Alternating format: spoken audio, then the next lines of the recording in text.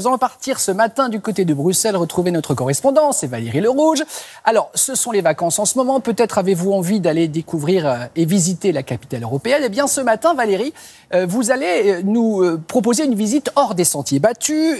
On va découvrir avec vous un quartier peu connu qui, pourtant, à Bruxelles, vient d'être élu quartier le plus cool d'Europe. Alors, je ne savais pas que ça existait, ce classement.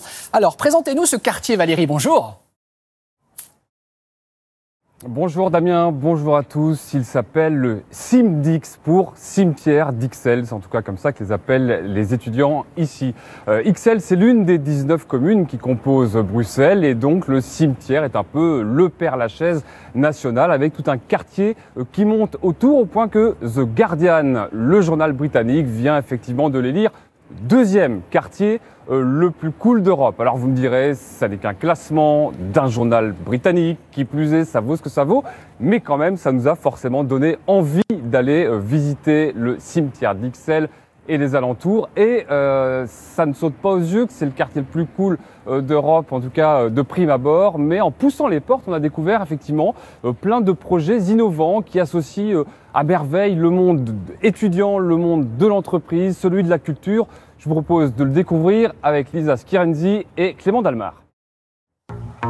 Un quartier à l'architecture hétéroclite, jouxté par un cimetière, loin des attractions touristiques. De prime abord, le CIMDIX n'a pas tous les atouts pour lui. Mais ceux qui y résident n'en démordent pas. J'adore.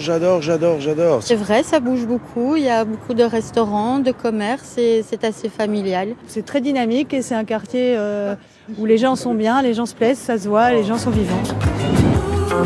C'est d'abord un quartier jeune, implanté entre deux universités.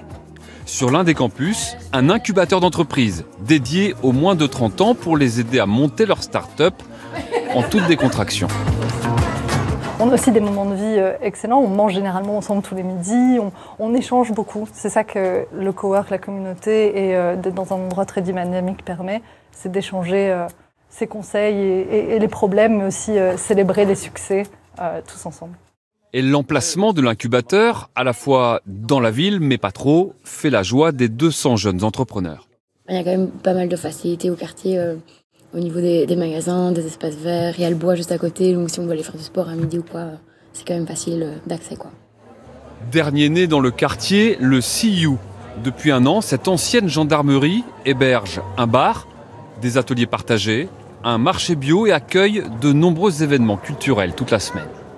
La plupart des nouveaux développements urbains se font justement dans une mixité de fonctions, c'est-à-dire pas un quartier de bureau, pas un quartier culturel, mais justement essayer de mixer toutes ces choses-là. Donc en fait, on est plutôt dans ce qu'on appelle le tiers-lieu, c'est-à-dire c'est des espaces où on travaille, où on a ses hobbies. À deux pas, le Kinographe, un cinéma coopératif éphémère. On peut y amener son propre sandwich ou l'acheter sur place à des prix défiant toute concurrence, de quoi remplir rapidement les 300 places. On s'est fait la réflexion que le prix qu'on a payé ce soir pour la place, plus la boisson, plus les chips, c'était même pas le prix d'une place de cinéma au cinéma normal. Et les bars et restaurants ne manquent pas au CIMDIX, ça va sans dire, pour se retrouver classé parmi les quartiers les plus cool d'Europe.